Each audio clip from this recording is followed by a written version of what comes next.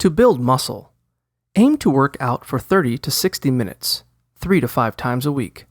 However, when you do work out, aim for shorter reps and more weight, which is the best way to build bulk.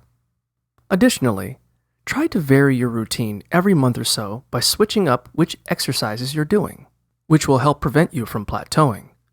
Make sure you're doing exercises that target the muscles you want to build. If you want to build your back muscles, focus on doing exercises like bent over rows, pull-ups, and deadlifts. For your pecs, do exercises like push-ups, bench presses, and dips. You'll also want to spend time building your leg muscles with exercises like squats, deadlifts, and lunges. And don't forget about your abdominal muscles, which you can build by doing crunches, planks, and sit-ups.